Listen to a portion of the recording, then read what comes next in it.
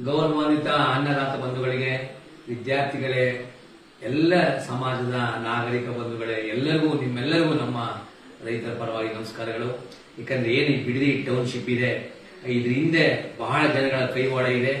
ಇಡೀ ಕರ್ನಾಟಕನೇ ಹಾಳು ಮಾಡ ಅಂತ ಒಂದು ಈ ಟೌನ್ಶಿಪ್ ಯಾರೋ ಮನವೊಲಿಸಕ್ಕೆ, ಯಾರೋ ಜಮೀನ್ ಕೊಡಕ್ಕೋಸ್ಕರ ಇದೆಲ್ಲ ಪ್ಲಾನ್ ಆಗ್ತಾ ಇದೆ.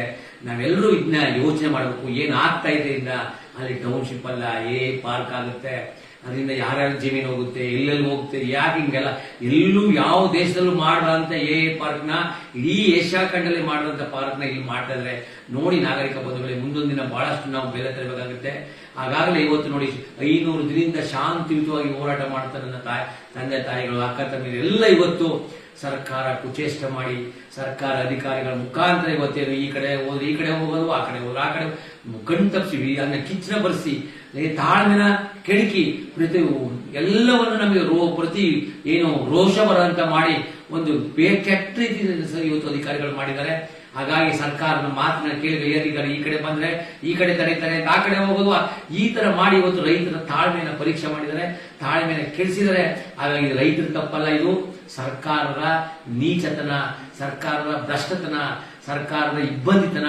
ಹಾಗಾಗಿ ಈ ಸರ್ಕಾರಕ್ಕೆ ನಾವು ಬುದ್ಧಿನ ಕಲಿಸಲೇಬೇಕಾಗುತ್ತೆ. ಇದು ಏನು ಹಿಟ್ಲರ್ ಸರ್ಕಾರ ಅಲ್ಲ, ಇದು ಪ್ರಜಾಪ್ರಭುತ್ವ ಸರ್ಕಾರ. ಏನು ಡಿ.ಕೆ. ಶಿವಕುಮಾರ್ ಅವರೇ, ನಿಮ್ಮ ಅಹಂಕಾರ ದರ್ಪಣ ನೀವು ಎಲ್ಲೆಲ್ಲ ಬಿಡಿ, ನೀವು ರೈತರ ಮೇಲೆ ಬಿಡಬೇಡಿ. 1000 ಎಕರೆ 1000 ಎಲ್ಲಿಂದ ಬಂತು ನಿಮ್ಗೆಲ್ಲ ದುಡ್ಡು? ನೀವೇನ್ ಸಂಪಾದನೆ ಮಾಡಿದ್ರಿ? ಹಾಗೆ ಸಣ್ಣ ಸಣ್ಣ ರೈತರ, ಬಡವ ರೈತರ ಮೇಲೆ ನೀವು ಯಾಕೆ ಹಿಂಗೆಲ್ಲ ಮಾಡ್ತಾ ಇದ್ರಿ? ನಿಮ್ಗೆ ಖಂಡಿತವಾಗಿ ನಾವು ಬುದ್ಧಿ ಕಲಿಸ್ತೀವಿ, ಬುದ್ಧಿ ಕಲಿಸಲೇಬೇಕಾಗುತ್ತೆ.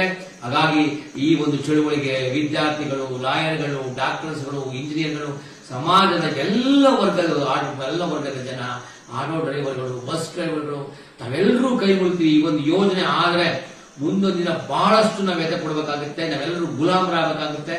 ಹಾಗಾಗಿ ನಾವೆಲ್ಲರೂ ಸೇರಿ ಇವ್ರನ್ನ ಏನು ಮೂರ್ಣ ಮಾಡಿ ಅಹಂಕಾರ ಬಾಯಿಂದ ಉರುವುದ್ರೆ ಇವರೆಲ್ಲ ಕೆಳಗೆ ಬೀಳ್ಬೇಕು. ಆ ಒಂದು ನಾವು ಕೆಲಸ ಮಾಡೋಣ. ಹಾಗಾಗಿ ಮಾನ್ಯ ಡಿ.ಕೆ. ಶಿವಕುಮಾರ್ ಅವರೇ, ಈ ಕೆಲಸದಿಂದ ವಾಪಸ್ ಬನ್ನಿ. ಜೊತೆಗೆ ಏನು ಎಲ್ಲ ತಾಯಿಯಿಂದ ಹೋರಾಟ ಮಾಡಿರುವ ಎಲ್ಲ ತಾಯಿಯಂದರಿಗೆ, ಅಕ್ಕ ತಂಗಿಯರಿಗೆ, ನನ್ನ ಮತ್ತೆ ಅಣ್ಣ ತಮ್ಮರಿಗೆ ನಮಸ್ಕಾರ. ಯಾಕಂದ್ರೆ ನೀವು ಯಾವುದೇ ಕಾರಣಕ್ಕೂ ತಾಳ್ಮೆನ ಗೆಡಬೇಡಿ. ನಮ್ಮನ್ನ ಪ್ರಚೋದನೆ ಮಾಡ್ತಾರೆ, ನಮ್ಮನ್ನ ಕೋಪ ಮಾಡ್ತಾರೆ, ಗಲಾಟೆ ಮಾಡಕ್ಕೆ ಪ್ರಚೋದನೆ ಮಾಡ್ತಾರೆ. ನಾವೆಲ್ಲ ನೋಡಿ ಸಾಕಾಗಿದೆ. ನಮ್ಮ ತಾಳ್ಮೆ, ನಮ್ಮ ಶಿಸ್ತು, ನಮ್ಮ ಏನು ಶಾಂತಿ, ಅದೇ ನಮ್ಮ ಆಯುಧಗಳು. ಹಾಗಾಗಿ ಯಾರು ನೀವು ಆ ಹಿಂಸೆಗೆ ಇರಬೇಡಿ, ಯಾವುದೇ ಕಾರಣಕ್ಕೂ ನೀವು ಹಿಂಸೆಗೆ ಹೋಗಬೇಡಿ.